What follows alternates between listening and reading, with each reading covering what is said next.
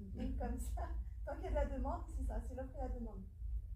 Donc je m'appelle Christine Clémineau et j'ai vécu une expérience de mort imminente à 15 ans, en 1995. J'ai 45 ans aujourd'hui. J'étais une petite fille. Alors, je vous fais à peu près le plan, en gros, de ce que je vais vous raconter. Et à tout moment, vous pouvez partir. Hein, si c'est difficile pour toi, jeune fille, voilà, à tout moment, vous êtes libre de partir, d'accord? On est cool entre nous. Je vais d'abord raconter mon enfance, le décès de ma maman, ce qui s'est passé, ce qui m'a conduit à faire un acte de suicide et les conséquences que ça a eu. J'ai vécu 5 jours de coma et c'est là que j'ai vécu mon expérience de mort imminente, dans ce laps de temps. Quand je me suis réveillée, je vous dirai ce qui s'est passé, dans quel état physique je me suis retrouvée, et la transformation qu'il y a eu derrière. Depuis 10 ans, il y a une grosse transformation. Pourquoi 10 ans? Parce qu'en fait, je l'avais oublié, cette expérience de mort imminente. Je l'ai complètement occultée. À partir du moment où on m'a dit « Christine, tais-toi, tu vas devenir folle comme ta mère », j'ai dit « Oula, oui, il y a un enjeu ». Donc, j'ai décidé de ne plus en parler, et à force de ne pas en parler, j'ai oublié. Et en 2015, j'ai fait une hypnose qui m'a tout fait remonter le souvenir, en flash d'abord. Il m'a fallu 2 ans pour la mettre en mots et la mettre dans l'ordre. Vous voyez, c'est un gros travail d'introspection et de travail sur soi et d'acceptation de ce que la raison n'entend pas. Mais il fallait que je me connecte à mon cœur, en fait, je n'avais pas compris. Mais on ne m'a pas donné la notice en même temps. C'est ça que je regrette. Mais bon, en tous les cas, merci d'être là encore une fois. Avant de commencer, est-ce que des personnes ont vécu une expérience de mort imminente dans la salle? Est-ce que vous savez ce que c'est une expérience de mort imminente? Je fais une définition qui n'est pas livresque. Hein. En fait, c'est une expérience spirituelle qu'on peut vivre à proximité de la mort ou pas. On peut être dans son canapé et vivre une expérience de mort imminente. Ça, c'est très important. Parce qu'il n'y a pas besoin de sauter par la fenêtre comme moi pour vivre cette ouverture spirituelle. C'est le message capital de mon témoignage. Oui, donc, il n'y a pas de suspense, je vous dis l'information super importante. Pour pas qu'il y ait des idées noires en sortant. Une grande responsabilité. Donc, ça peut être lors d'un accident, d'un arrêt cardiaque, d'une promenade en forêt, en faisant l'amour, en faisant une méditation. D'accord? Il y a toutes les possibilités pour vivre ce genre d'extase.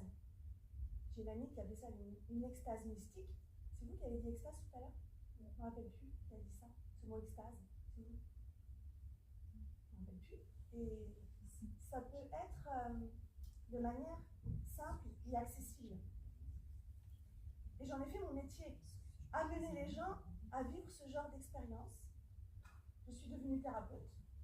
En posant les mains, par imposition des mains, j'appelle ça relaxation profonde parce que j'ai un peu du mal avec le mot Reiki. Mais j'ai été formée au Reiki pendant 4 ans à Paris, à la Fédération française de Reiki. J'ai un niveau européen, mais ça, c'est que des diplômes. Parce que ce n'est pas le diplôme qui fait la qualité d'être. Hein, c'est le travail sur soi. Donc, une expérience de mort imminente, c'est une ouverture spirituelle dans laquelle on peut traverser un tunnel, voir une lumière blanche, qui n'est pas simplement de la lumière, mais de l'amour, une clarté divine. On peut rentrer en contact avec un être de lumière, des anges, des maîtres ascensionnés, vous les appelez comme vous le souhaitez. Je ne suis pas dans la... On n'enferme pas les choses. Hein. On peut traverser les jardins, se connecter avec le tout et le un. Je ne vous dis pas trop de détails, je vous fais juste un peu rapide. On peut être dans des sphères plus sombres, qui font peur. On va en parler tout à l'heure, puisque c'est mon cas. On peut rencontrer des défunts également. On peut échanger, communiquer, se livrer, se réconcilier, dire pardon, s'aimer à nouveau et laisser partir. Et on est OK. Et quand on revient d'une EMI, il faut l'intégrer, il faut se livrer à des personnes qui sont aptes et compétentes pour ça. Parce que c'est tout un langage en fait. il y a un vrai apprentissage et une acceptation intérieure qui fait son chemin, qui est parfois difficile, parce qu'il y a beaucoup de nouveautés, il y a beaucoup de changements dans la vie des gens qui ont vécu ce genre d'expérience spirituelle. On peut divorcer, parce que c'est trop éloigné de la vie d'avant, faire des nouveaux choix de vie, devenir thérapeute, comme c'est le cas pour moi, changer d'amis, changer de région, parce que j'ai arrivé de France, j'arrive en Bretagne, je me reconnecte à mes racines familiales. Donc c'est très vaste. Ça va pour l'instant? Vous m'entendez bien, parce que j'ai pas pris le micro.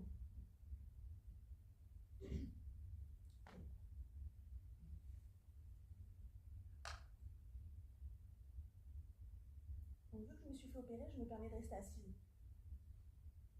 Je me suis fait opérer il y a 10 jours. Donc, je remonte, mais voilà. Donc, toute petite, dès que j'ai eu la parole, j'ai eu l'impression que je me posais des questions existentielles. Je me posais à moi et je posais aussi à mes parents, mais qu'est-ce que je fais là? Mais qu'est-ce que c'est la mort? Donc, qu'est-ce que c'est la vie? Qu'est-ce qu'il faut faire dans cette vie?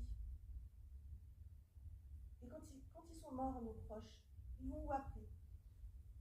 Et pourquoi c'est moi dans ce corps d'ailleurs? Un jour j'ai posé ça à mon père. Pourquoi c'est moi dans ce corps? Sous-entendu, j'ai pas envie d'être là, c'est trop dur.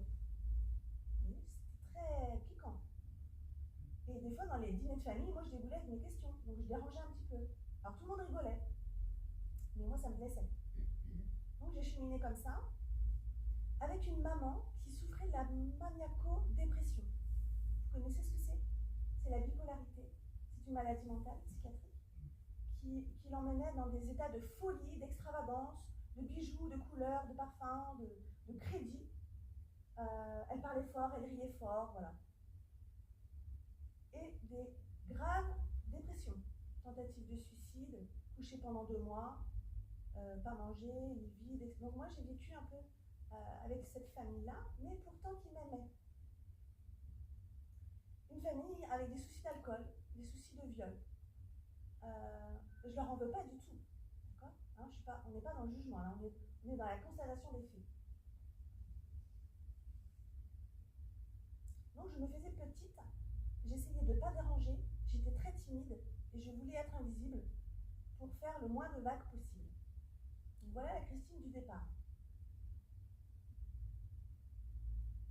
Qui ne savait pas parler en public et qui répétait son texte pour aller acheter la baguette de pain. Hein, je reviens de loin.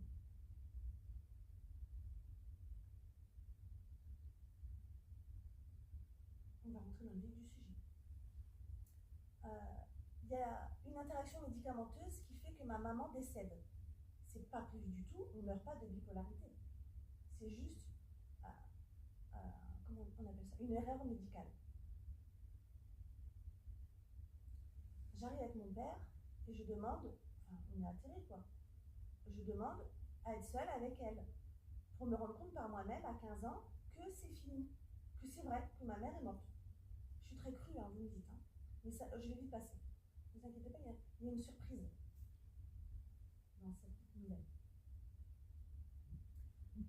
Donc je me retrouve seule avec ma maman. C'est la première fois que je vois quelqu'un de décédé. Et elle a des yeux verts magnifiques qu'elle m'a transmis. Et je voulais voir ses yeux une dernière fois. Mais j'ai jamais touché quelqu'un qui est décédé. Hein, donc c'était complètement naturel à ce niveau-là. Je lève sa paupière et je regarde ses yeux et je dis maman, t'avais des beaux yeux, j'ai même pas besoin de te le dire. Mais j'avais peur de tout ça, hein, j'avais peur de la folie. Donc c'était un peu conflictuel avec ma maman. On ne s'est pas dit les choses. On se le dira plus tard, dans l'expérience. Vous allez entendre ça. Et en fait, je la touche, donc je me rends compte que la vie n'est plus.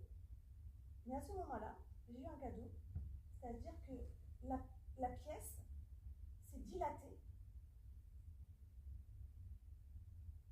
Sa présence s'est expansée d'elle, de son corps, et sa conscience a rempli la salle. Pas seulement sa conscience, son amour. Son amour de maman, mais plus que maman. Elle n'était plus enfermée dans son corps, ça a rempli la salle et ça m'a rempli moi. Enfin, si vous pleurez déjà, on est mal. Tout l'amour, tout tout l'amour a coulé en moi en fait.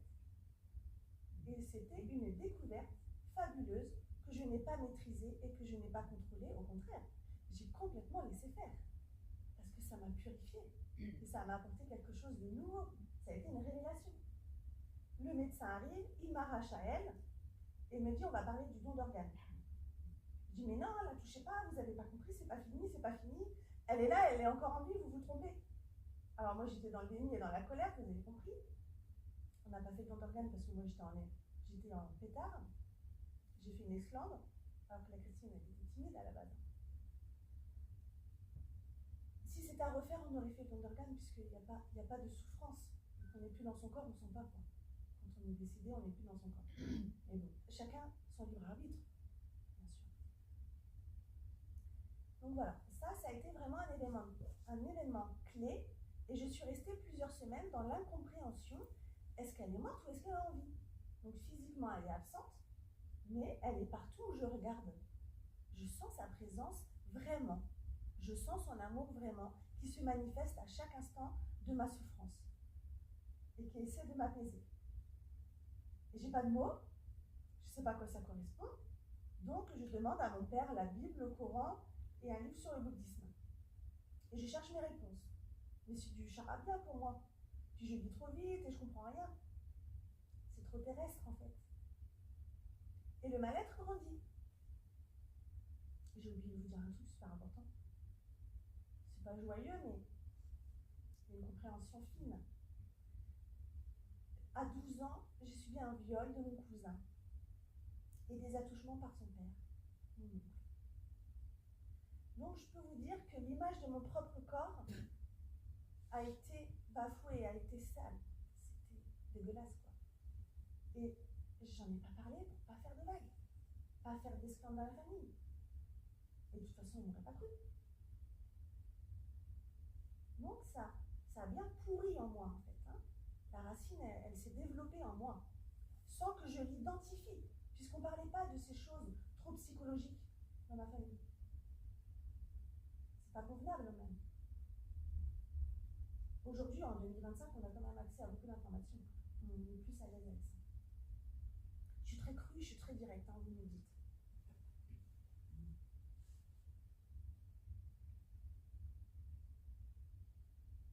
Et un matin, j'écoute les informations avec mon père avant d'aller au lycée et il parle des attentats du métro Saint-Michel. Est-ce que ça vous parle?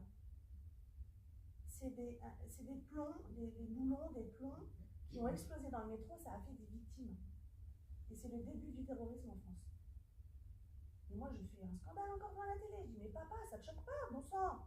Mais réagir. Tu vois pas la guerre? Ils n'ont rien compris. C'est l'amour qu'on a besoin. Ça n'ira jamais. Et la guerre là en Irak encore, non. Ils comprennent rien, j'en ai marre. Je supporte plus cette vie. Je supporte plus les humains. Et lui reste calme. Ma fille, là on est deux, on a un truc. Ne te mets pas en colère. Laisse-les faire. Mais je ne vais pas laisser faire du tout. Si on n'agit pas, qu'est-ce qui se passe? Jusqu'où ça va aller? Je prends le bus et je me rends au lycée. Et dans le bus, il y a encore ces informations qui tournent en boucle. Et vas-y, qu'on appuie bien sur le bouton. Donc le mal-être, là, il a toute la place. Là, il m'a complètement envahi, il me dirige, il me manipule, il me fait mal, il me détruit. Je vais en cours de maths, je me fais interroger, Christine au tableau. Évidemment, j'ai rien appris. En plus, c'est des maths, j'ai horreur de la matière. Et il me ridiculise en disant, Christine, t'es nulle, tu ne comprendras jamais rien. Moi, je le prends pour une vérité. J'en veux pas à ce professeur, d'accord? Parce que j'avais déjà mon idée. C'est moi qui ai enclenché les choses, c'est pas lui. Lui fait juste partie du grand jeu dans lequel je participe. Je ne tiens pas responsable de ma décision. Je l'ai pris en mon âme et conscience. Je suis très polie, donc je ne fais pas de bruit, et je range mes affaires dans mon sac à dos. Je ferme, je quitte la salle. Je descends un escalier, il y a 4 marches, en béton. Je passe à côté des buissons, ce sera important par la suite, mais faites-moi y penser s'il vous plaît. Chaque fois j'oublie. il y a des buissons qui frémissent. Je traverse la cour. À ma droite, il y a le portail par où entrent les élèves, je suis au lycée. Et devant moi, il y a un grand bâtiment, ce sont les arts et les métiers, vous savez, les BEP, CAP, là où on forme pour la voie professionnelle. Il y a une énorme porte en fer forgé, je la pousse. Ça fait partie des caractéristiques des EMI. On a chaque souvenir qui est indélébile. À chaque seconde de notre vie, c'est très clair, c'est très présent. Je pousse la porte, il y a un escalier en colimaçon et un couloir à ma gauche. Je suis très calme, très sereine, très confiante. Je suis complètement hypnotisée en fait. Vous connaissez La Belle au bois dormant? Avec le truc de couture qui pique le doigt là. À un moment donné, elle monte les marches et elle est hypnotisée. Quand j'ai revu le Walt Disney avec ma fille, ça m'a fait penser à cet état-là hypnotique. Je suis complètement en paix. Ma mère m'a dit que j'étais quelqu'un de bien et j'ai reparadis. Mon père m'a dit il n'y a rien. Donc, quoi qu'il arrive, je suis confiante. C'est pas un appel au suicide, bien sûr. Je monte au troisième, alors j'ai oublié, le troisième ou quatrième étage. Enfin, je ne peux pas aller plus loin. Je pose mon sac. Je mets mes jambes sur le rebord. J'abandonne mon corps.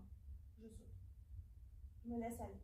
J'abandonne mes souffrances, mon corps, ma vie, la planète et tout ce qui s'y rapproche. Je ne veux plus rien savoir. Je ne veux plus faire partie de ce jeu. Je n'ai pas d'autre solution à ce moment-là.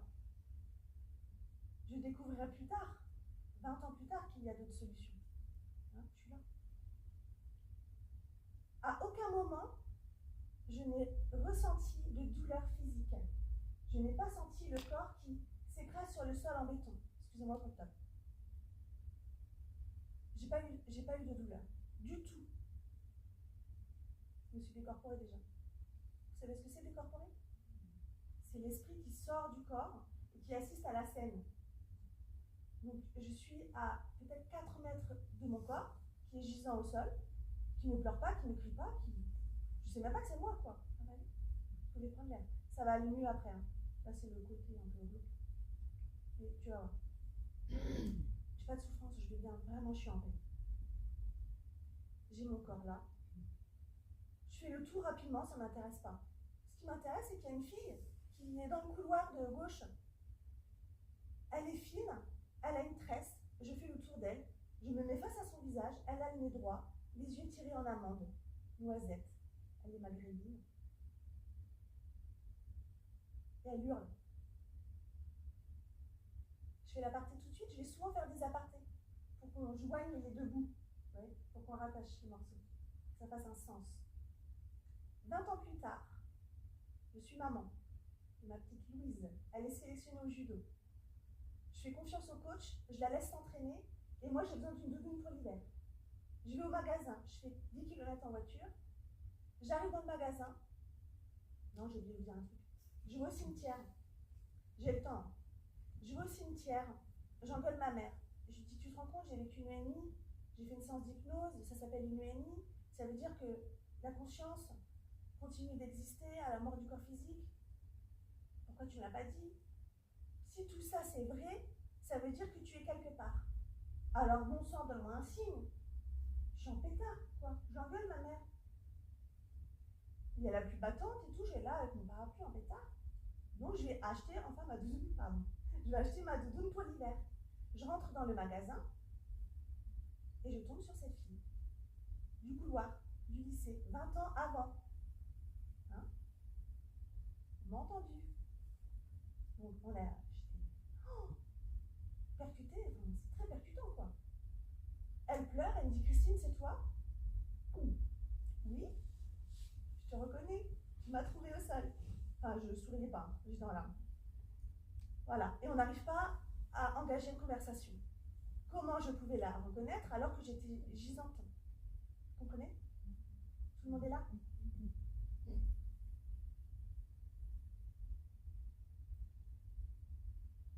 Il y a un an, jour pour jour, elle m'a demandé un ami sur Facebook. Je ne sais pas si elle sait que je parle d'elle. Je laisse la providence faire. Hein. D'accord? Si elle n'est pas prête, je laisse le temps. Une jeune blonde arrive avec une blouse blanche. Je comprends que c'est l'infirmière du lycée. Tous les élèves sont sortis de la classe. Il y a un troupeau, non, quand même pas. Un attroupement de personnes autour de ce corps. Et moi, je comprends qu'il y a une atmosphère très stressante. Tout le monde panique. Donc l'infirmière écarte la foule et elle est très professionnelle parce qu'elle ne panique pas. Moi, je suis en elle, en fait. Je suis en elle. Je la remercie. Très rapidement, je passe à une scène suivante où il y a un camion de pompiers qui rentre dans la cour et qui se gare à côté de ces fameux buissons. J'entends la conversation des pompiers. On attend mon père. Enfin, on n'attend pas mon père arrive en même temps. J'entends la conversation. Ils lui disent, mon père a déjà un pied dans le camion pour monter avec moi, quoi. Ils lui disent, monsieur, vous serez plus efficace à l'hôpital, à son chevet, on la prend en charge, suivez-nous en voiture. Je dis, c'est quand même curieux parce qu'il est arrivé par le portail où on n'a pas le droit, nous, élèves, de passer. Il est arrivé par le portail des VIP, c'est le portail des professeurs. Je dis, normalement, c'est le portail de droite et lui, il est arrivé à gauche. Mais moi, je me pose beaucoup de questions. Donc, quand mon EMI est revenu, en 2015 précisément, je lui ai fait le schéma de la scène et je lui ai retransmis la conversation à laquelle j'ai assisté décorporée donc. Il m'a tout validé. Il est arrivé de là, on lui a ouvert. L'infirmière était bien blonde, il a bien eu cette conversation. Alors là, chez vous, on y va. On rentre dans le jeu là. C'est une réalité plus réelle que réelle parce que j'ai accès à chaque personnage. Je suis la voiture de mon père, mais je suis du verbe être. Vous comprenez? Et je la suis aussi en travelling, comme au cinéma. Je suis au niveau de la plaque d'immatriculation et je rigole parce qu'après je suis au-dessus de son crâne. Il a une calvitie naissante. Il dit, ah papa, hein, la vie ne te fait pas de cadeau. Donc je rigole. Et je suis en même temps au niveau du tableau de bord du camion de pompier dans lequel mon corps est. Et je suis en même temps au niveau du mécanisme d'attachement des roues sur lequel le brancard est fixé. J'analyse tout. Je suis très curieuse. Et je suis comme ça, tout le monde, simultanément. Simultanément, c'est vraiment en même temps, je suis avec chacun. Je suis très curieuse, très intéressée. J'arrive à l'hôpital, le camion se gare sous un préau. Une infirmière rousse, la peau laiteuse, les yeux verts. Elle est magnifique, cette dame. C'est l'infirmière de réanimation qui me dit, ah, je suis décorporée au niveau des pieds à 2 mètres. Je suis déjà sur le brancard, hein, donc ils sont en train de sortir le brancard. Et elle me dit, Christine, ne t'inquiète pas, tu vas t'en sortir. Je dis, c'est quand même curieux parce qu'elle me parle, la bouche fermée, et j'entends ce qu'elle me dit. Qu'est-ce qu'elle est belle! Elle n'est pas belle physiquement, elle est belle en son âme. J'ai accès à son âme. Mais elle est d'une douceur et d'une intelligence que je fais complètement confiance. Scène suivante. Mais comme au cinéma. Non, on est au cinéma. Scène suivante, je suis derrière une vitre. Enfin, je suis, vous comprenez, hein, je ne suis pas dans mon corps. C'est ma conscience et mon esprit. Je suis derrière une vitre, j'assiste à mon opération. La pauvre fille, elle est nue. On voit ses fesses. Tu vois? Elle me choque. Pauvre fille. Il y a des compresses de sang qui tombent au sol, ça me dégoûte. Ils sont 2. Il y en a un qui travaille au niveau du dos et un qui travaille au niveau des pieds. 2, vous me le rappellerez, 2, c'est important. On est de côté. Et vu qu'il y a du sang par terre, ça me dégoûte, je me recule. Scène suivante. Je suis devant une grande ouverture. C'est ce fameux tunnel. Une grande ouverture qui m'accueille. Est-ce que ça m'aspire? Est-ce que c'est moi qui y vais? Est-ce que c'est moi qui me déplace dedans? Je n'arrête pas de me poser la question. Je n'ai pas la réponse. En tous les cas, j'y vais. Excusez-moi, mais je suis hyper contente. Je parle à moi-même, je me dis, c'est ça la mort, j'y vais, c'est trop bien, j'ai réussi mon acte. Excuse-moi, hein. C'est choquant. Mais vu que je suis dans un état d'esprit qui a envie de quitter tout, ben je quitte tout et je suis hyper ravie. ça va super vite. Je dis, oh là, oh, on ralentit s'il vous plaît. Et mais je parle à qui là? Personne. Et c'est trop tard. Ça y est, je suis plus le maître. C'est plus moi qui décide. Ça va trop vite. On arrête, je regrette, on revient en arrière, on arrête, je reprends ma vie. Ok, ça me fait trop peur. Mais là, il n'y a pas de négociation possible. On y va, c'est parti. Il y a un embranchement à gauche, il y a une silhouette. Ça ralentit comme au cinéma. Et je lui dis, je suis très franche, hein. Je suis du Nord en même temps, j'ai un peu l'accent peut-être. Je lui dis, bah reste pas planté là, on y va ensemble. Je ne sais pas si c'est un homme ou une femme. Je ne sais pas quel âge cette silhouette a. On peut parler d'identité. C'est du vocabulaire, c'est un détail vraiment. Reste pas planté là, ça sera plus drôle à deux. Et elle ne veut pas. En fait, non, elle ne peut pas. Elle est en latence. Est-ce que c'est une personne qui est dans le coma, comme moi? Est-ce que c'est une personne qui est en train de mourir? Je n'ai pas la réponse. Est-ce que c'est une personne qui doit accepter sa mort? Peut-être. Je n'ai pas la réponse. Mon voyage continue, on y va à fond. Imaginez des étincelles de lumière sur le côté. Je suis dans le tunnel qui se rétrécit et qui s'assombrit. Et je sais qu'il va y avoir un événement important. Donc j'ai pas de corps, hein. Je peux pas ralentir, je peux pas écarter les bras, m'agripper aux parois, il n'y a pas de corps, il n'y a pas de paroi, il n'y a pas de matière. C'est complètement insubstantiel, vu que ça y est, là on est dans le voyage de l'esprit. J'explique bien? Oui. Il y a des étincelles de lumière sur le côté, je m'en rappelle. Et tout à l'heure, enfin jeudi, quand on est arrivé à l'aéroport, ça fait une arche comme ça, et on passe comme dans un tunnel de lumière. Je dis, allez, tu vois, chaque détail de la vie me rappelle ce tunnel. Quand on passe dans un tunnel sous l'autoroute, ça me rappelle le tunnel. Des étincelles de lumière sur le côté. Une nostalgie cosmique.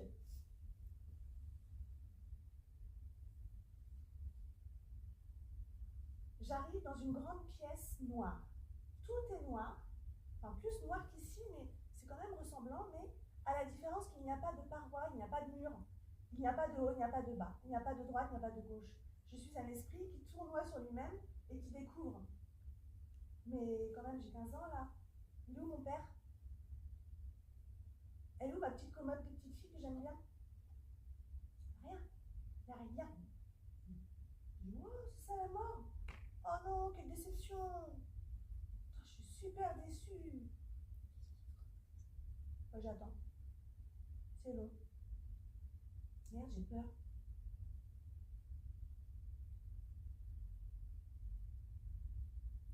C'est mon choix. Et du coup, j'ai une panique qui monte.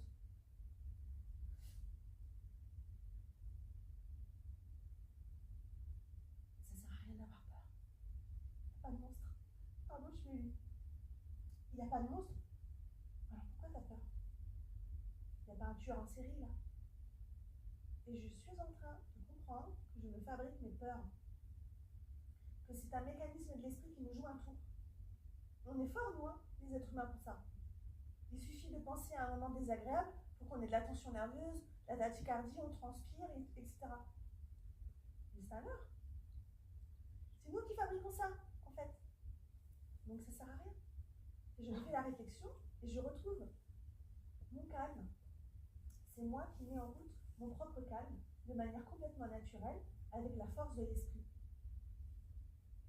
J'ai une parenthèse qui me vient, j'y pense, parce que Reiki, en japonais, ça veut dire force de l'esprit.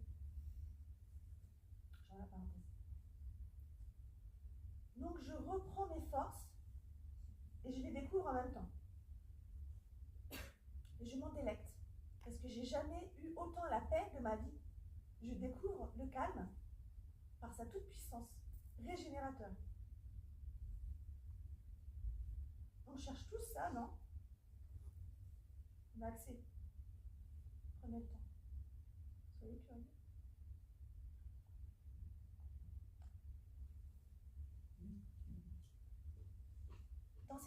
Dans ce grand espace noir de mon propre esprit,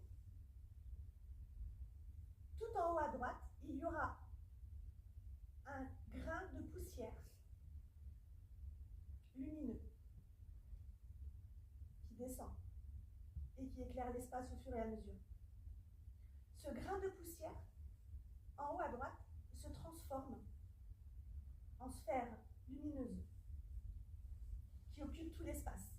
Et plus il occupe l'espace, plus je suis moi dans la lumière. Je suis lumière. La lumière entre en moi et je me fonds dans l'espace. C'est un moment de pure beauté, de pur amour. Imaginez-vous un instant être dans un diamant, habiter dans un diamant pour l'éternité. Partout où vous regardez, ça brille, c'est pur et vous avez la paix. Et vous êtes en amour. Vous êtes un être d'amour en fait. Et dans cette brillance, il y a un être de lumière qui se présente devant moi. Cet être d'amour, j'aime bien le décrire parce que c'est ni un homme, ni une femme. Il n'a pas d'âge, il a toujours été et il sera toujours. Il est très charismatique, il est vibrant, il vibre l'amour en fait. Il est très étincelant de beauté, de charisme, de pureté, de sagesse et de compassion. Christine, qu'est-ce que tu fais là? Vous êtes Dieu? Plus que Dieu. Il y a du niveau, comme on dit. Qu'est-ce que je fais là? Qu'est-ce que je fais là? Mais mon sang, vous avez vu ma vie, vous avez vu mon corps, vous avez vu ma famille, et la société, notre civilisation. Non, non, je veux plus là, c'est fini. Moi, je veux être comme vous. Tiens. Je peux me marier avec vous. Je veux fusionner avec vous. Il y a un attachement très fort tout de suite à lui. Je veux lui ressembler. Et je tire et j'ai envie d'y aller, j'ai envie de le saisir, j'ai envie de me laver avec. Tellement que c'est bon, quoi. Plus je me plains, plus je déverse sur lui ma colère et ma haine et mes plaintes, et plus il absorbe, et plus il me renvoie de l'amour. C'est un moment vraiment divin. Pas au sens de Dieu. Ça n'a pas de mots. Il n'y a pas de limite à son amour, en fait. Christine, il connaît tout de moi. Il lit en moi. Il sait qui je suis. Et je ne peux pas mentir. C'est ça qui est dingue. Il lit en moi. Il sait tout. Il va m'amener loin. Vous allez voir. Est-ce que tu veux apprendre avec un grand A? Oui. Tu veux apprendre? Montre-moi. En un claquement de doigts. Je peux le raconter dans le désordre, mais peu importe, parce que c'est vraiment des poupées gigognes. Vous savez? Tout s'intrigue. C'est pour ça qu'il m'a fallu 2 ans pour le mettre en mots. Il m'emmène dans un jardin qui n'a pas de frontières, qui n'a pas de limite. C'est un jardin très structuré malgré tout, puisqu'il y a un arbre majestueux qui est au centre, un cours d'eau en diagonale, une frontière à ne pas limite sur ma droite. Une herbe magnétique, énergétique, phosphorescente, qui vibre aussi de l'amour. Et j'entends de la musique, mais de la musique céleste, j'ai envie de vous dire, qui dépasse notre entendement et qui m'allège. Il y a des rires d'enfants. C'est très joyeux, c'est très paisible. Je traverse des couleurs, je suis une petite lilliputienne. Des pétales immenses, et je traverse les couleurs, je traverse la musique, mais mieux que ça, je suis musique, et je suis couleur. Et je me fous complètement dans ce paysage paradisiaque. J'ai appelé mon fils Adam. Je ne suis pas catholique pour autant, je veux dire, pas de limite, pas de dogme, la liberté totale. C'est la première fois que je le cite en conférence. Donc je me déplace dans ce paysage, et cette herbe magnétique, phosphorescente, vibrante et pleine d'énergie m'attire. Je zoome sur un brin d'herbe, et je m'infiltre au sommet de ce brin d'herbe. Et je me dilate dans les rainures Je suis la chlorophylle. Je suis chaque molécule d'eau. Et je suis chaque espace. Je suis chaque interstice relié à l'arbre, relié à l'eau, relié à l'air et relié au feu, à la chaleur. L'être de lumière en supervision me dit « Christine, tu es ce brin d'herbe. Tu te crois seule dans la pelouse alors que tu es reliée à vous, à tous, à tout, à la planète, aux univers, aux étoiles, à l'air, aux dimensions, aux êtres multidimensionnels. » Je vais aller loin, hein. Libre de partir. Ça, c'est un enseignement très riche pour moi de me sentir reliée à vous. Parce que je croyais être la seule mal dans ma peau, quoi, en fait. J'ai l'impression qu'on a beaucoup de points en commun. Je dis pas que vous êtes mal dans votre peau, mais on a tous des épreuves vraiment costauds, hein, à traverser. Donc j'accepte l'enseignement et je laisse agir en moi. Donc pour cela, il me ramène dans la blancheur extatique, cotonneuse, et je me régénère. Je laisse agir, je laisse faire. Cet amour qui me révèle en fait, qui me révèle les possibilités de nos êtres reliés. Alors, elle est où ma mère? Je lui demande. Dans toute cette beauté. C'est trop tôt, Christine, tu n'es pas là pour ça. Elle est où ma mère, s'il vous plaît? J'insiste. Il ne veut pas me dire. Est-ce que tu veux apprendre plutôt? Mais quand je vous dis ça, c'est avec amour, hein, qu'il me le propose. On discute par télépathie. Hein. C'est instantané. Il a accès à toutes mes peurs, à toutes mes hésitations. Il lit en moi vraiment et je lis en lui aussi. Hein. On est intriqués. C'est un esprit parfait. Moi, je suis très dans mon ego encore. Hein. Dans la dualité, là, je résiste. Est-ce que tu veux apprendre? Oui. J'essaie de ne pas me faire.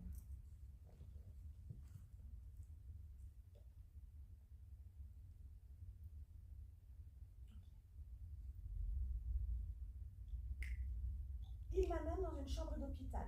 Je suis derrière Christine, la petite fille de 10 ans. Je vais revivre une scène de mon passé. En face de moi, il y a ma tante. Est-ce qu'on peut mettre les portables en silence aussi? En face de moi, il y a ma tante qui a perdu à plusieurs reprises dans son chemin de vie. De nombreuses fois, elle a perdu des bébés. Des fœtus mal nés, mal formés, enfin, un chemin de vie catastrophique et très très éprouvant pour elle. Il y a mon oncle, il y a mon père, il y a une table. Il n'y a rien dessus. Je suis dans l'espace et je me balade. Je suis l'espace. Et j'observe. On a possibilité de se recueillir et d'aller voir le bébé. J'ai 10 ans. Mon père me propose, est-ce que tu veux venir, est-ce que tu veux nous accompagner? Non, j'en ai dit quoi. Donc reste là avec tata. Ah, mais c'est pas facile, hein? Qu'est-ce qu'il faut dire là? Comment il faut se comporter? Vous voyez, il y a tout un conditionnement qui prend le relais, nos habitudes culturelles. Vous vivez ça des fois? Qu'est-ce qu'il faut dire dans le silence là? Comment je dois être? Je ne sais pas. Alors je dis rien. Et je suis de marbre. Parce que mon père il m'a appris ça. Cacher les émotions. Mais ce qui est particulier dans cette expérience, c'est que je suis dans la tête de ma tante et j'entends ce qu'elle pense de moi. Et elle va penser de moi, elle comme son père, elle a un cœur de pierre, elle a un cœur de pierre. C'est fini entre nous. Elle n'a rien à me dire, elle ne me plaint pas, L'être de lumière, en supervision, me dit, tu as fait de ton mieux. Comment tu ferais aujourd'hui? Ça va changer nos relations familiales pour la vie encore aujourd'hui.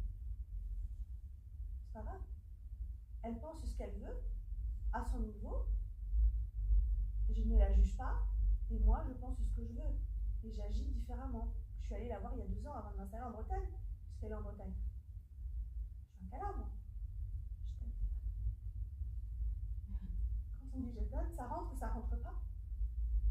C'est pas mon problème. Moi, je pardonne. Et j'essaie maintenant d'être dans l'amour pour faciliter la circulation de cet amour. Si moi je bloque, hein, ben, ça bloque. Ça bloque la chaîne, quoi. Ça coupe des liens même. Hein. C'est très destructeur de ne pas aimer, finalement. L'être de lumière me dit comment tu as géré. Donc, vous avez compris qu'il y a d'autres possibilités d'agir, mais à ce niveau-là, il ne me culpabilise jamais. Et je suis en connexion avec l'âme du bébé qui n'a pas voulu s'incarner. Et je comprends qu'il va créer une ouverture spirituelle dans tout, au niveau des interrelations, enfin des relations humaines, tout ce qui gravite autour de ma tante. Ça va secouer le facteur.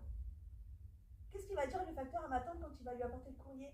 Désolée madame, à rien, masque. Vous comprenez ce que je veux dire? Chaque intention, chaque pensée, chaque action aura une influence sur chacun de nous et dans les dimensions, les multidimensions. Ça résonne loin. Ça, c'est un apprentissage vraiment costaud pour moi, à ce niveau. Je découvre tout ça. Hein. Je retourne dans l'espace blanc, clair, cotonneux, je me repose. J'intègre ces informations et je me répare. C'est vraiment une ambiance paisible. Est-ce que tu veux apprendre, Christine? Alors, elle est où ma mère? Non, c'est pas le moment. Je dis oui, je veux apprendre. Alors, on y va. Instantanément, je traverse des espaces où il n'y a jamais de vide, il y a au contraire un mouvement et des couleurs. Et je découvre que Christine existait déjà avant d'être incorporée. Son âme circulait, c'était une énergie très fluctuante, très en mouvement, qui n'était pas Christine du coup, qui n'avait pas d'âge et qui n'avait pas de culture. Elle était complètement libre, avec un petit bagage karmique. Et j'ai eu accès à ces bagages. J'ai ouvert les valises. Et de là-haut, j'ai assisté à la rencontre de mes parents, comme dans un film. Pas leur union sexuelle, mais leur union énergétique. La fusion de leur amour parce que c'était un couple qui s'est vraiment aimé. Et il y a eu une émergence d'amour que j'ai reçue de là-haut. Et j'ai dit avec eux, je vais bosser. Je vais y aller. Je veux eux. Plus tard, 20 ans plus tard, j'ai lu le choix de ses parents. Oui, je valide. À fond, je l'ai vécu, quoi. Et j'existais même avant d'être dans son ventre. Avant la création de la colonne vertébrale, un truc de fou.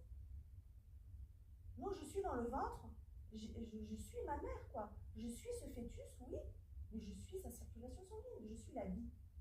Et là, c'est terrible. À mon niveau, parce que j'ai voulu supprimer la vie. En faisant cet acte de suicide, j'ai dit non à l'amour. J'ai dit non au mouvement. J'ai dit non aux possibilités d'aimer. Et ça m'a responsabilisée. J'ai dit, waouh, plus jamais je me suiciderai. Vous voyez la puissance de cette expérience. Je respecterai la vie, promis. L'être de lumière n'a rien à dire. Il me laisse faire. Il me laisse évoluer comme j'ai envie.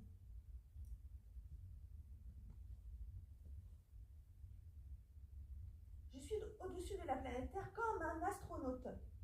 Je zoome sur la planète Terre et je la vois vibrante d'amour et de souffrance. L'un ne va pas sans l'autre. Yin et yang, tout le temps. Mais je vis la souffrance de la Terre.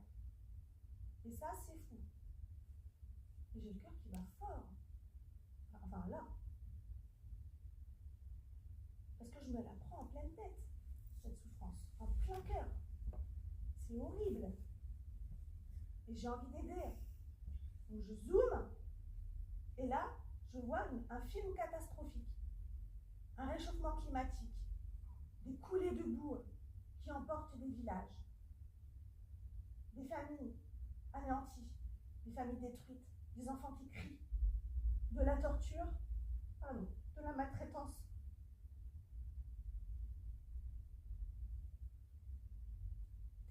innocents, torturés, abandonnés. Alors je dis, arrêtez. Arrêtez de me montrer ce film, j'en peux plus. Arrêtez cette souffrance, s'il vous plaît. Parce que je la vis, en fait, vous avez compris. Alors comment je peux aider? Et là, l'être de lumière se présente face à moi et me dit, en donnant de l'amour, encore. Mais il ne fait pas que le dire, en fait, il me le fait vivre. Vous savez, comme ces films de super-héros, où ils envoient un rayon de lumière galactique, je ne sais pas quoi, et là, en fait, il m'impulse de l'amour. C'est la première fois que je vis l'amour dans ma vie, pardon. C'est intense, c'est pur. Et je dis, promis, je ferai de mon mieux. T'as pas un mouchoir, Annie? Sinon, ça va sécher tout seul. T'inquiète, bouge pas. Ça, c'est une scène que je n'oublierai jamais. Je fais une parenthèse. Bon, on va souffler un peu, je fais une parenthèse pour ça. On boit un coup. Donc c'est de l'eau, ça va. Je fais la parenthèse parce que j'ai dit, promis, je ferai de mon mieux. J'entends pour ces enfants, j'entends pour l'amour à donner. Et je suis devenue assistante maternelle alors que je voulais être professeure des écoles. Mais enseigner comme ça des textes, des histoires, même si c'est l'histoire de notre humanité, je veux dire, ça n'avait plus de sens pour moi. Ça n'avait plus de sens pour moi, donc le jour du concours de professeur des écoles, j'ai dit, c'est pas comme ça qu'il faut aimer. Ça manque d'amour tout ça, hein, dans l'éducation nationale. Assistante maternelle, 20 ans, j'ai aimé ces enfants comme si c'était les miens. Ça n'a jamais été un travail, c'était un métier passion, quoi. Je me suis éclatée comme jamais, on jouait avec la terre, les feuilles, on riait, on se déguisait. C'était vraiment léger. Et j'avais besoin de ça. Et avec le regard de l'enfant, il y a une pureté, il y a une authenticité vraiment on ne peut pas tricher hein, avec les enfants. Hein. C'est instantané, c'est là, quoi. On est tout le temps dans le moment présent. On n'est pas là à ressasser nos histoires familiales chaotiques et on ne va pas parler de la guerre avec nos enfants, quoi. Vous voyez le truc? C'est que de la joie, que du bonheur et que de l'épanouissement personnel dans ce travail pendant 20 ans.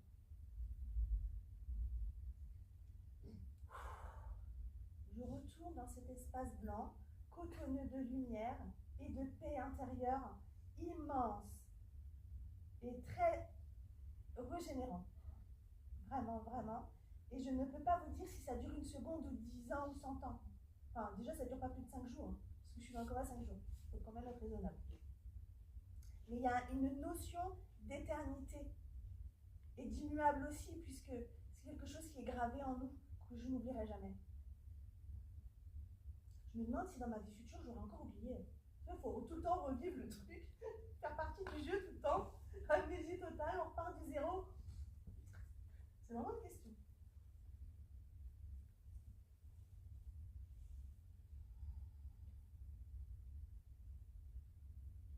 J'ai l'impression que j'ai oublié plein de choses.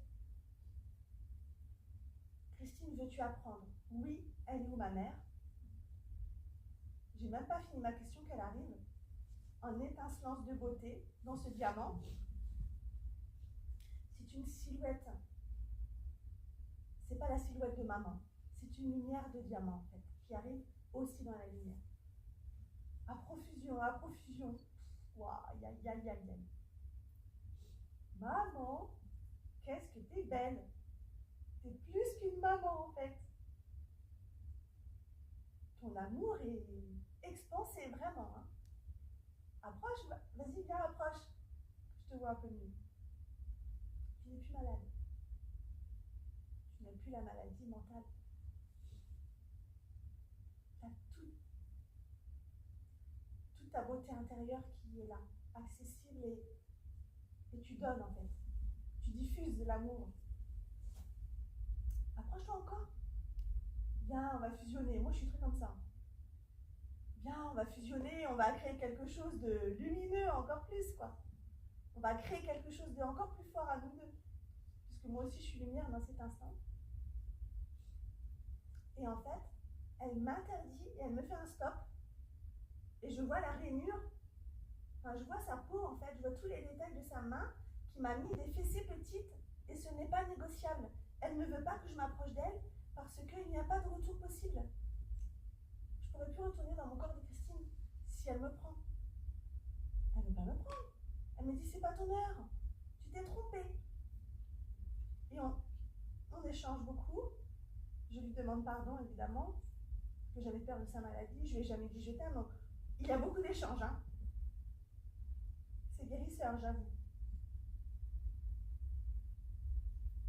Mais quand elle me fait un stop, finalement, ça me met encore en pétard. Hein. Je suis très sanguine. Hein. Et je refuse qu'elle ne me prenne pas dans son amour. Et je tombe. Je tombe des nues, mais littéralement, vraiment, je tombe dans un gouffre d'horreur. Et là, on entre dans ce qu'on appelle une expérience de mort négative. Vous connaissez? Accrochez-vous. Je tombe dans un gouffre d'horreur et de violence et de haine qui veut m'attraper. Il y a des corps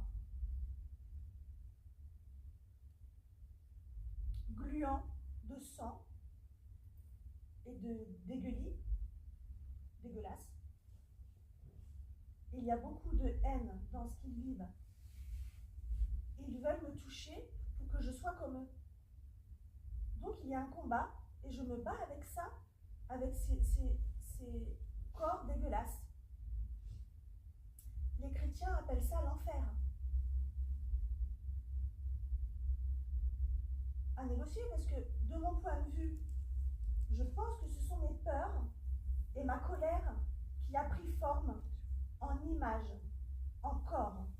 Comme quand nous, on est en pétard et qu'on va se créer une crise cardiaque. Vous comprenez? On met en forme. On donne de la matière à notre peur. Plus on croit à notre peur, plus on l'alimente et plus elle prend forme. Plus on va avoir d'eczéma. Vous voyez? Et là, c'est ce qui est en train de se passer. J'en ai parlé avec des bonnes sœurs, elles n'étaient pas du tout d'accord. Mais chacun ses croyances. Je suis là pour convaincre personne. Et on est là, chacun à comprendre des choses, essayer, on se documente, on assiste à des conférences et on se fait notre propre avis, d'accord? Je ne vous influence pas, je raconte mon vécu simplement. Hein? Je me bats avec ça et c'est le combat de ma vie. Parce que ça me sert de leçon chaque jour, quand même pas. Mais quand j'ai des gros pépins, je me dis, on ne va pas se mettre en colère. Au contraire, mets-toi sur mode vibreur et expanse. Mode expansion. On diffuse à fond. Et à partir du moment où j'ai compris ça, je remonte dans la lumière. Mais là, il y a un niveau encore plus, c'est le summum de la lumière. Enfin, dans l'expérience, j'ai pas vécu de niveau si lumineux, si cristallin, si pur et nettoyé de tout. Je suis pas du tout Christine, j'ai dépassé le stade là. Et en fait, il y a des couleurs très lumineuses. Ça fait penser aux feux d'artifice ou des étoiles filantes de couleurs et une lumière bleue. Quand j'ai fait du bouddhisme, parce que je suis retombée encore dans les bouquins, on met ça en ordre, en mots, il parle de Bouddha guérisseur avec la lumière bleu lapis lazuli qu'on médite. C'est ce bleu-là, ce bleu guérisseur, mais qui m'a guéri de manière totale. Psychologique, énergétique et physique. C'est la guérison ultime. Je suis nettoyée, purifiée et on repart de zéro, Christine. Tu veux apprendre? Vraiment? Oui. On digère, on infuse et j'accepte là, dans l'expérience, j'accepte. C'est l'état le plus haut que j'ai vécu dans le MI.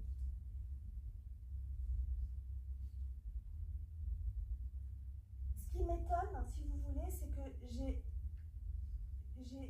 eu accès à l'esprit parfait que je suis, mais que vous êtes. C'est important ça. Parce que vous n'êtes pas différent de moi. Vous êtes de corps, de sang et de chair comme moi. Si moi j'ai eu accès, la petite Christine minable, qui ne s'est pas résoudre une équation de maths, excusez-moi, mais on a la ressource. Vous êtes d'accord avec ça? On est semblables en fait, d'accord?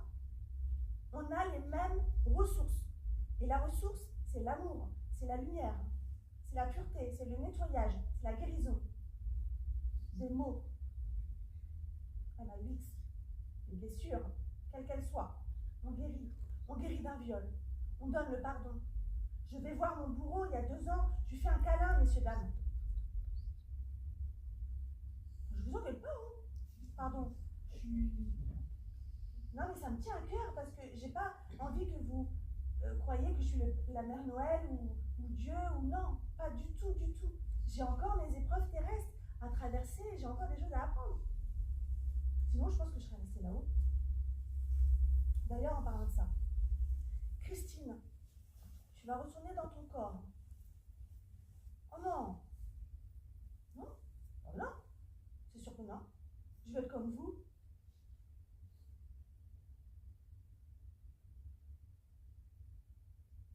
Tu vas faire un choix. Et là, il m'emmène dans un autre espace, une autre dimension. C'est un autre espace-temps, mais il n'y a pas de temps. C'est pas les minutes, hein. Je vous l'ai dit tout à l'heure. C'est une, pour vous refaire la représentation, c'est une bulle de bande dessinée dans laquelle il y a des gens, des personnes, qui ne veulent pas se remettre en question, un peu comme moi, qui ne veulent pas accepter la mission, qui ne veulent pas réfléchir à leurs erreurs, et qui ne sont pas prêtes, pour l'instant, à évoluer, prendre un nouveau chemin. Ils sont torturés, ils ruminent, jusqu'à temps qu'ils trouvent une solution, mais ils ne sont pas enfermés pour l'éternité, d'accord? L'être de lumière me propose d'aller dans la bulle, prendre le temps de réfléchir si je ne veux pas m'incarner. Ah, mais non, je ne veux pas être enfermé.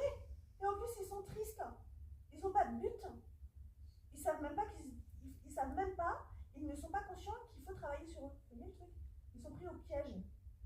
Ils n'ont pas le recul nécessaire pour observer, réfléchir avec le cœur. J'ai l'impression que leur cœur est complètement cadenassé.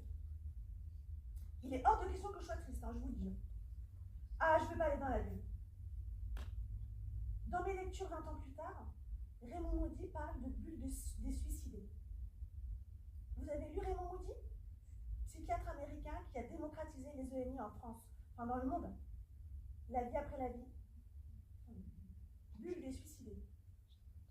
Quand j'ai lu Raymond Moody, c'était tellement percutant que j'ai dit « Oh, je suis pas folle !» Toutes les cultures du monde, ça existe, les EMI. Dans n'importe quelle langue, n'importe quel sexe, les EMI existent à travers le monde. J'ai rien inventé, ok? Je suis juste une témoin qui ramène. Donc je ne vais pas dans la bulle. Je reviens auprès de l'être de lumière, encore m'apaiser, hein, parce qu'il y a du boulot, apparemment. Parce que je ne veux toujours pas aller en bas. Est-ce que tu veux apprendre avec un grand A? Je dis oui. Je suis très volontaire. Hein. Et là, c'est comme dans les jeux vidéo, niveau 2. Enfin, peut-être, j'ai pas compté, mais on va dire niveau 2. Vous faites ce que vous voulez hein, de mon témoignage en sortant d'ici. Il y a une balustrade de lumière. Je la représente avec mes bras. Il y a un petit bambin, la mine parfaite, un petit ange, un petit, comment on appelle ça? Un bambin, un chérubin. Vous connaissez les chérubins? Il me regarde et moi je suis en bas. Niveau en dessous quand même. Hein. Niveau de conscience en dessous. Et il se fout de moi en disant mais Christine, t'as rien compris? Elle a rien compris celle-là. Et là, il éclate de rire. Et ça me fait un bien. Je dis, waouh, c'est ça l'humour. C'est vrai que je manque d'humour dans ma vie. Hein, parce que tout est grave chez moi. Quelle légèreté, mais quel humour. Mais moi, je veux encore être comme toi. Ah, allez, viens me chercher. Viens, fais-moi monter là. Comment on fait niveau 2? Et derrière lui, il y a plein de silhouettes qui sont affairées à aider ceux d'en bas, donc nous, et ceux d'en haut, les âmes perdues, les âmes qui ont besoin d'aide pour progresser niveau 3. Ah ouais, j'adore. Je vais être comme lui, je vais aider. Enfin, je ne sais pas comment vous dire. Promis, tu vas aider plus tard. C'est comme un flash du futur que j'ai oublié en fait. Mais là, je suis en train de réaliser mon rêve. Hein. Je suis thérapeute, j'aide. Je suis plus assistante maternelle parce qu'il a fallu que je m'occupe des adultes. Il a fallu que je m'affiche et que j'assume, et que moi je devienne adulte, malgré que j'ai encore une tête de petite fille. J'ai 45 ans, hein. Le temps presse. Je suis dans l'urgence d'aimer et d'agir en fait. Je n'ai pas envie d'avoir de regrets.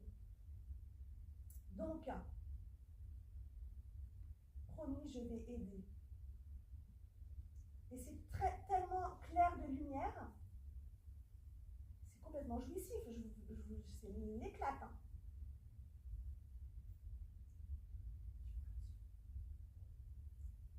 En tous les cas, dans ce moment-là, il n'y a pas d'ego. Tout est naturel et tout est possible. N'importe ce que je veux, on peut le faire. Je veux être présidente, je serai présidente. Je veux être ministre, encore une ministre de plus, vous allez me dire non. Eh bien si je veux être ministre, je peux être ministre. Tout est possible. C'est vous qui choisissez votre vie. Vous êtes responsable, hein. Ça, voilà. Pas trop s'alourdir non plus, mais... Niveau 3. Dans la claire lumière, imaginez 50 000, je peux dire 100 000, 1 million, j'en sais rien, Taj Mahal. 100 000 Taj Mahal. Aux lignes parfaites. Des cités de diamants. Vous connaissez le film No Solar? Notez. No Solar. Ça représente ce que j'ai vu. C'est un vieux film, hein, je ne sais pas, des années 80 peut-être. Hein. C'est un médium qui a fait ce film. C'est une cité cristalline dans laquelle les âmes évoluent. Alors là, ce sont des guérisseurs, hein. Mais je l'aperçois au loin et je sais que j'irai. Je sais que je vais me réaliser là.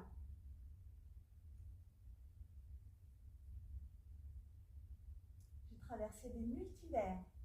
Je peux vous les représenter comme des anneaux concentriques, des anneaux de lumière concentriques.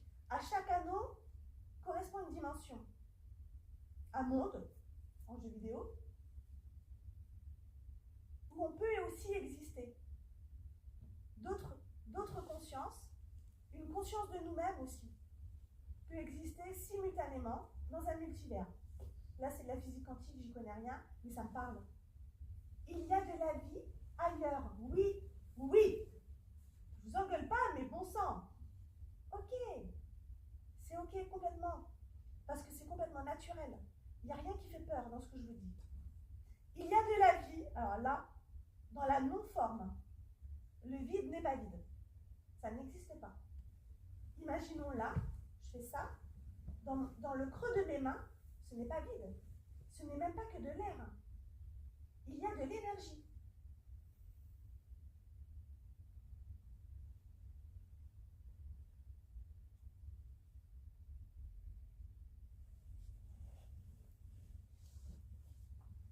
Il me vient des silhouettes très longues, très fines, avec des grands membres, des grands yeux en amande, des êtres de sagesse et de connaissance. Et ils rigolent bien de nos difficultés. On est tellement niais, mais on est bêta. On n'y comprend rien. On ne refait pas le puzzle là, hein, on est perdu. Hein. On n'a même pas la règle du jeu. On ne sait même pas qu'on est dans le jeu. Cette expérience spirituelle, elle me fait comprendre les règles du jeu. Donc des fois, je m'en amuse. Hein. Oui, quand je fais les câlins à mon violeur, faut en rire ou pas? Quelle est la limite de ça?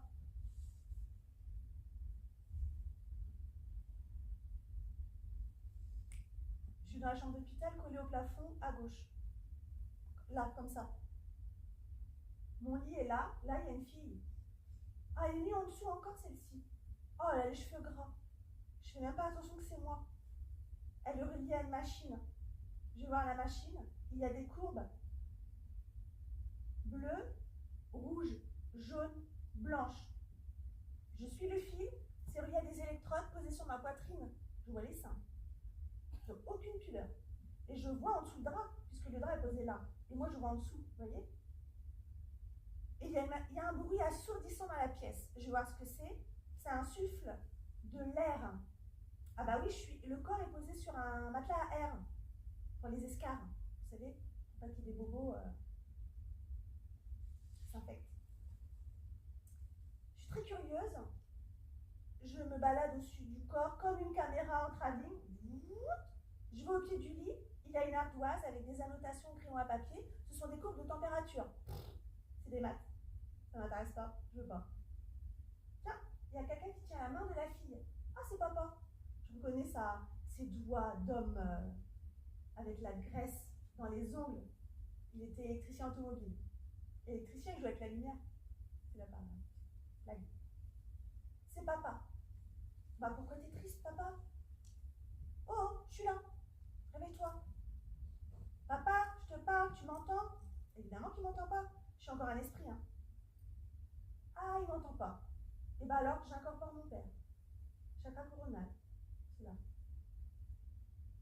Je descends en lui, je suis mon père. Je suis en admiration. Je pense pas que ce soit parce que c'est mon père. Parce qu'il a eu des épreuves de vie, il a une force d'amour qui se tarit. Je ne sais même pas s'il a encore une étincelle en lui. Là, j'ai tout éteint en lui. Il a perdu sa femme, sa fille, dans le coma, on ne sait pas. Waouh, la violence du truc. Alors j'essaye de m'expanser en lui comme le brin d'herbe. Je dilate mon amour en lui pour le réparer et lui faire du bien et le réveiller de lui-même. Faut pas être triste, quoi. Même si je meurs, faut pas être triste. Je continuerai d'exister ailleurs. Pouf, il lève la tête et il cherche. Papa, ouf, enfin, j'ai pas de bras alors. Ouf, je suis là. Et il ne me voit pas, il pleure, il me tient la main, il me parle, il me touche, il me caresse. Ah, je vous le dis tout de suite, j'ai oublié de vous dire, je suis bénévole en soins palliatifs. J'aide des malades par ma présence et je dilate mon amour, je diffuse, sans parole. Je suis humble, faut pas le dire. Ça peut bousculer. De toute façon, je suis pas autorisée par mon association des bénévoles à parler de mon ennemi, même eux ne savent pas mon ennemi. Hein. En fait, dans le silence, on peut transmettre plein de choses. Par un regard, par un toucher, par le silence, on diffuse, ok? Je passe à autre chose. Je suis toujours dans la chambre d'hôpital, il y a de la lumière dans le couloir, mais moi je suis dans la pénombre. Donc il y a un contraste de lumière. Mais la lumière, oui, ça me parle, je la connais, j'y vais. Mais au lieu de passer par la porte, je passe par le mur. Non mais, Et dans le mur, il y a de la matière qui bouge, qui est en énergie, il y a de l'énergie dans la matière. Et il y a des vides d'air. Qu'est-ce que c'est que ce travail mal fait? Qui a fait ça? C'est un ouvrier immigré de Creil qui a une femme à la maison en inactivité, beaucoup d'enfants à nourrir, des problèmes financiers. La vie est dure. Il a mal fait le mur, on s'en fout. Franchement, là, un peu de compassion quand même, mince. Je sors du mur, je vais dans le couloir, il y a 4 chaises bleues accrochées les unes aux autres avec un dossier très inconfortable. Vous savez, quand les chaises elles font ça, c'est chiant. Pardon. Inintéressant, il n'y a personne dans le couloir, je vais dans la chambre attenante à la mienne. Ce n'est pas une chambre, c'est un bureau. Une armoire en métal, mal rangée, un bureau mal rangé avec des papiers, un téléphone mal raccroché. Je m'ennuie, il n'y a personne. Je me balade, il n'y a personne, c'est calme. Il ne se passe rien. Je reviens dans le mur, cocooning dans la matière. Je me fonds dans la matière, puisque moi-même je suis une énergie, je vais dans l'énergie du mur et c'est complètement normal. Vous avez appelé le SAMU derrière? Vous allez m'en parler. Je reviens dans la chambre d'hôpital, tranquillement, je reprends possession de mon corps par la jambe droite. Je ne sais pas pourquoi, est-ce que c'est important, on s'en fout. Je reprends possession de mon corps. Il y a un truc qui me fait mal, c'est l'objet métallique qui me prend le pouls. Donc je l'éjecte avec le pouce. La machine se met en branle parce qu'ils croient que je suis morte. Mais non, je suis là en vie.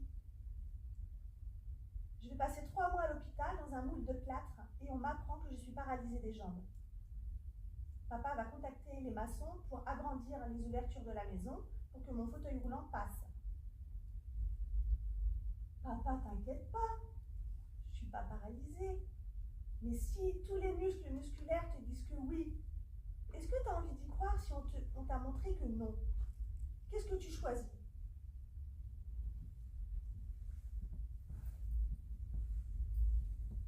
Je vais dans un centre de rééducation pendant 1 an.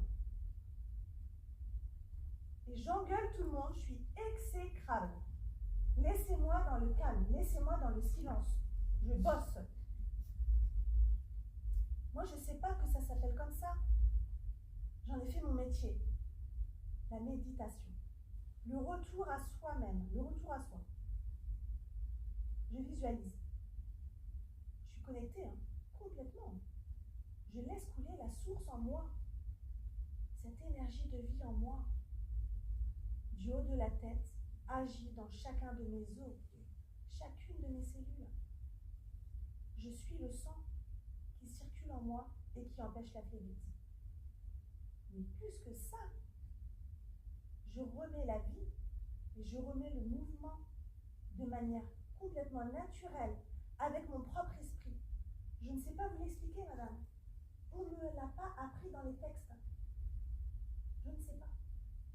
Mais j'ai confiance. Et au fil des mois, je retrouve l'usage de mes jambes. Je ne sais pas vous dire. Les médecins non plus n'ont pas de réponse.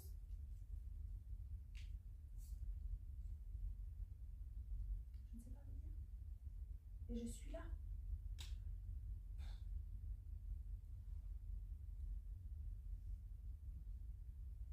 C'est une guérison totale, physique, énergétique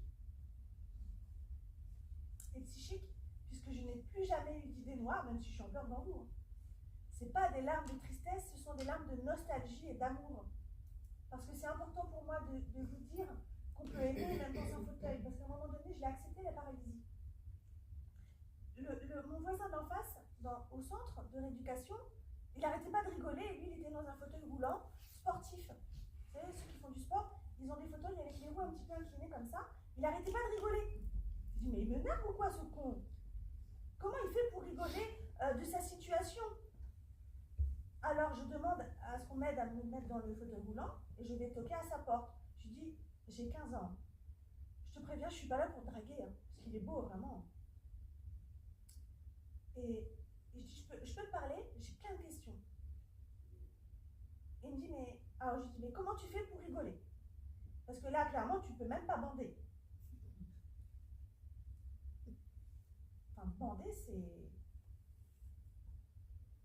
Jouir, c'est la vie, c'est la joie.